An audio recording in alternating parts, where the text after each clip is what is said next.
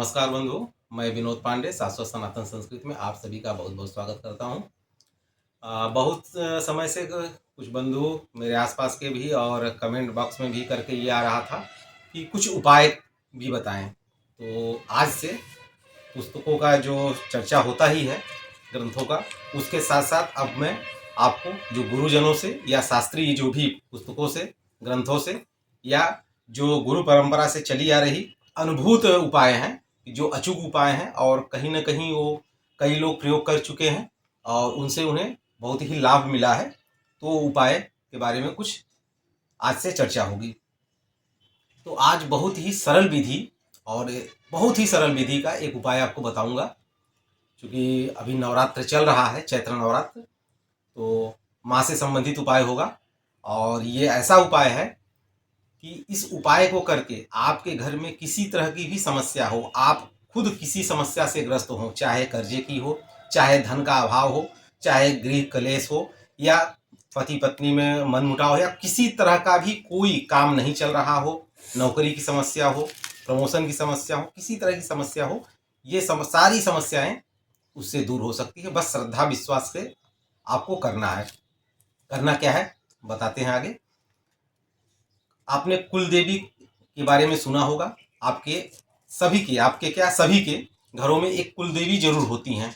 किसी को पता होता है। आज के समय में चूंकि शहरी परिवेश में लोग गांव छोड़ते जा रहे हैं, तो बहुत से ऐसे लोग हैं जिनको अपने कुल देवी के बारे में पता ही नहीं है कि कुल देवी, हमारी कुल देवी कौन है। आपने सुना, अगर रामायण पढ़ा होगा, रामचरितमानस पढ़ा होगा, तो आप देखे होंगे कि जब मेघनाथ युद्ध करने जा रहा था तो अपनी कुल देवी निकुंभला का पूजा करके जा रहा था। विभीषण लक्ष्मण से बताते हैं कि अगर वो कुल देवी की पूजा में अगर सफल हो गया तो फिर उसे कोई भी पराजित नहीं कर सकता है। तो आप समझ सकते हैं कि कुल देवी का कितना महत्व है। कुल देवी जो चाहे आपको दे सकती हैं। अगर आपकी कुल देवी आपसे प्रसन्न है तो सारे देवता आपसे प्रसन्न रहेंगे। फिर आप किसी की भी पूजा करें, आपको पूजा लगेगा। अगर आपकी कुल देवी ही आपसे प्रसन्न नहीं है तो फिर आप कितना भी पूजा पाठ कर लें, वो आपको लगेगा नहीं। तो कुल देवी की प्रसन्नता सबसे प्रमुख है। तो यहाँ पे मैं इस विधि बताऊंगा, उसमें कुल देवी आपको मालूम हो तो भी, नहीं मालूम हो तो भी आप कर सकते हैं। करना क्या है, चलिए ज़्यादा समय न लेते हुए आपको बताता हूँ। एक छोटा लाल कपड़ा लेना है, बहुत बड़ा नहीं, छोटा सा कपड़ा लेना है। मान के चलिए कि जो छोटी सी चुनरी आती है, आप उसको भी ले सकते हैं लाल रंग का, या पूरा लाल हो तो ज़्यादा अच्छा है। तो पूरा लाल कपड़ा छोटा सा, मान के चलिए कि 6 इंच लंबा और 6 इंच चौड़ा रहेगा तो भी काम चल जाएगा।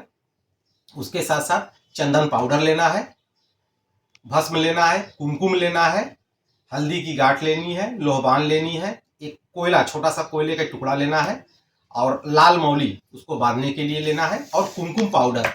तो कुल ये 8 चीज़ें लेनी है। एक बार आप फिर से नोट कर लें, मैं फिर से बोल रहा हूँ। लाल कपड़ा, छोटा सा लाल कपड़ा, चंदन पाउडर, भस्म, कुमकुम, हल्दी गांठ, कोयला, लोबान का टुकड़ा और मौली उसको बांधने के लिए। सब छोटी छोटी रहेंगी, बहुत ज़्यादा बड़ा नहीं लेना है। सब चीज़ों को उस पोटली में सीधे, किसी कागज वगैरह में नहीं, सीधे कपड़ा लेना है। उस कपड़े में हल्दी, कुमकुम, जो आप कोयले का छोटा सा गांठ लिए हैं, छोटा सा, बस इतना छोटा चलेगा, लोबान की छोटी सी भी गांठ रख के, इन सब चीज़ों को रख के कपड़े में रख के, कुल 8 चीज़ें हैं तो जिसमें से कपड़ा एक हो गया, 6 चीज़ें उससे अंदर पड़ेंगी, और फिर उसको पोटली का आकार करके, और उस जो मौली है लाल रंग का रक्षा सूत्र, उससे उसको ऐसे घुमा के बांध देना है। और बांध के अब करना क्या है, कुछ नहीं, आपका जो घर का मेन दरवाजा हो, मुख्य दरवाजा जिससे आप आते जाते हैं, उस मुख्य दरवाजे के ठीक अंदर, जैसे कि अभी ये दरवाजा हो गया, तो आप बाहर निकलते हैं तो ये, तो बाहर ये ऊपर वाला जो जिसको चौखट बोलते हैं, तो बाहर की तरफ नहीं, अंदर की तरफ, उस चौखट के ऊपर अंदर की तरफ जो पोटली है उसको वहां पे किसी कील के माध्यम से लटका देना है अंदर की तरफ। कील अगर आप पीतल का लगा दे तो बहुत अच्छा है, और मार्केट में अगर आप खोजेंगे तो पीतल का कील या स्क्रू मिल जाएगा, उसको आप वहां लगा के और उसी में ये पोटली बांध दी। अब बांध, ये बता दिया कि इसमें डाल के बांधना है। अब बांधना कब है, तो बांधना आप 2 दिन बांध सकते हैं। पहला तो अष्टमी के दिन, किसी भी शुक्ल पक्ष के अष्टमी के दिन, तो अभी नवरात्र चल रहा है, अष्टमी आने वाली है, अगर इस अष्टमी बांधे तो बहुत अच्छा है, और नहीं तो पूर्णिमा के दिन। जिनको ये वीडियो नवरात्र के बाद मिले और वो तब देख रहे हैं, तो किसी भी शुक्ल पक्ष की अष्टमी या शुक्ल पक्ष की जो पूर्णिमा आता है, पूर्णिमा तो पूर्णिमा ही होता है, तो अष्टमी या पूर्णिमा के दिन, शुक्ल पक्ष की अष्टमी या पूर्णिमा के दिन आप इसे बांध सकते हैं। और ये किसी घर के पुरुष सदस्य के द्वारा बांधा जाना है। अगर जो घर का सबसे बड़ा पुरुष हो वो बांधे ज़्यादा अच्छा, नहीं तो फिर किसी पुरुष सदस्य से बांधे। और इस पोटली को नियमित रूप से प्रतिदिन धूप दीप और नैवेद्य लगाएं, एक पुष्प चढ़ा दें, थोड़ा सा धूप दिखा दें, दीप जब घर में पूजा हो ही रहा है तो थोड़ा यहाँ पे भी मुख्य द्वार पे जो आपने बांधा हुआ है कुल देवी का स्मरण करके वहाँ पे भी आप दिखा दें और एक भोग लगा दें। ये जो घर का जो चौखट के अंदर का जो भाग है ऊपर का, ये कुल देवी का स्थान माना जाता है और ये अष्ट लक्ष्मी का भी स्थान माना जाता है। तो अब ये होगा कि केवल इतना बांधने से कैसे होगा, तो आप जैसे, चूंकि मैंने बताया कि ये स्थान ही कुल देवी का है, तो जैसे ही आप इन चीज़ों को वहाँ पे बांधते हैं तो कुल देवी समझ जाती हैं। ये बांधने का अर्थ ही है कि इन चीज़ों से कुल देवी आकर्षित होती है, तो वो कुल देवी समझ जाती हैं कि आप उनका आवाहन कर रहे हैं और आप उन्हें घर में स्थान दे रहे हैं, घर में बुलाना चाह रहे हैं। तो आपने वो बांध के उनको आवाहन कर दिया और उनको एक स्थान दे दिया। तो अगर वो आती हैं और आप उनको पूजा पाठ या धूप दीप नहीं देते हैं तो वो नाराज रुष्ट होकर फिर से चली जाती हैं। और उनका आवाहन किया और वहाँ पे वो आई और रोज आप उनका पूजा पाठ और उनका दीप धूप दे रहे हैं, तो उनको ये है कि हाँ आपने आवाहन किया और आप उनको अपने घर में स्थान दे के प्रसन्नता पूर्वक आप उनको पूजा पाठ कर रहे हैं। उसके बाद वो खुश होती हैं। और अगर आप श्रद्धा पूर्वक ये कर दीजिए तो 7 दिनों के अंदर, मात्र 7 दिनों के अंदर आपको परिणाम सामने दिखेगा। तो पूरे श्रद्धा विश्वास के साथ इस नवरात्र में इसको करके देखिए।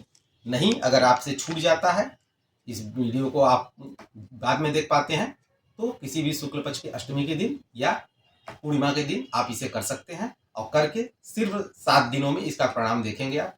क्योंकि अगर कुल देवी प्रसन्न है तो समझिए फिर आपके घर में बरकत से कोई, बढ़ने से कोई भी नहीं रोक सकता।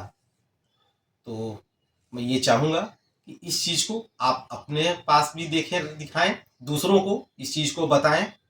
और अगर इससे किसी को पहले अगर ये विधि कोई और भी जानता है और लाभ हुआ हो, कृपया कर कमेंट बॉक्स में इसको लिखें, जिससे और लोग भी इसको देख के प्रोत्साहित हों कि इससे लाभ होता है।